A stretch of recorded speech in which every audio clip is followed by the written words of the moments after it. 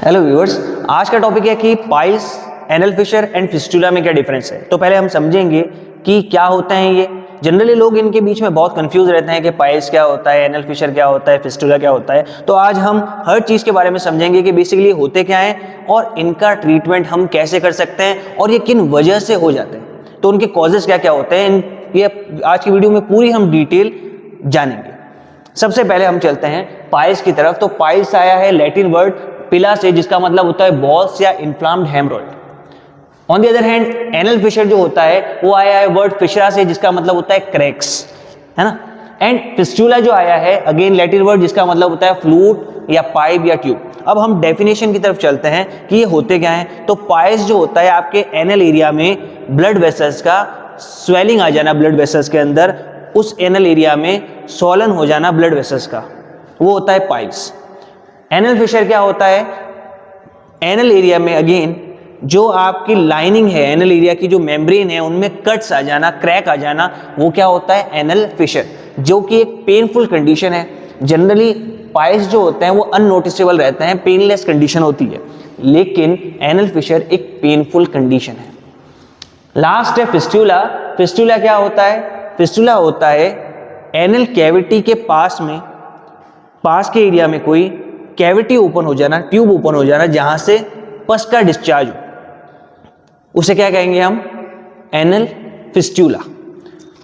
अब हम जानते हैं कि इनके कॉजेज क्या रहते हैं। जनरली सिमिलर कॉजेज रहते हैं तीनों के, जैसा कि कॉन्स्टिपेशन, लगातार कब्ज है, डायरिया, स्ट्रेनिंग मतलब कि बहुत ज्यादा प्रेशर लगाना पड़ रहा है बाउल मूवमेंट्स कराने के लिए। लॉन्ग सिटिंग इन टॉयलेट्स, बहुत ज्यादा देर बैठे रहना पड़ रहा है टॉयलेट्स के अंदर। ओबेसिटी, मोटापा, उसकी वजह से हो सकती है ये तीनों कंडीशन। बीइंग प्रेग्नेंट, प्रेगनेंसी में भी ये कंडीशन होती है, क्योंकि क्या हो जाता है कि एब्डोमिनल एरिया की जो नीचे वाला एरिया है वहां पे प्रेशर आपके बहुत ज्यादा बढ़ जाता है।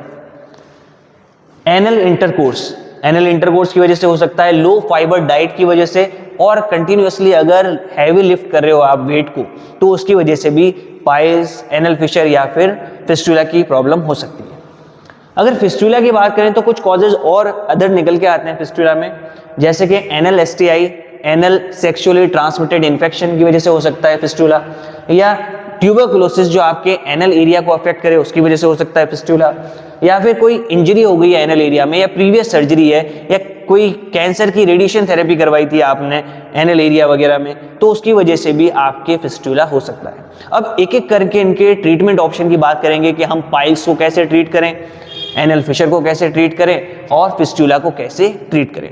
तो पाइल्स बेसिकली अगर आपने समझ लिया है कि कोई चीज़ क्या होती है तो उसका ट्रीटमेंट आसान हो जाता है। पाइल्स बेसिकली इन्फ्लामेशन है आपके ब्लड वेसल्स की, तो इन्फ्लामेशन को रिड्यूस करने के लिए हम क्या देंगे, स्टेरॉइड्स। तो स्टेरॉइड या लोकल एनेस्थेटिक क्रीम्स आती हैं जो आप उस एरिया में लगाएंगे तो आपको आसानी से आप पाइल्स को ट्रीट कर सकते हो, जैसे लिग्नोकेन एंड हाइड्रोकॉर्टिसोन क्रीम।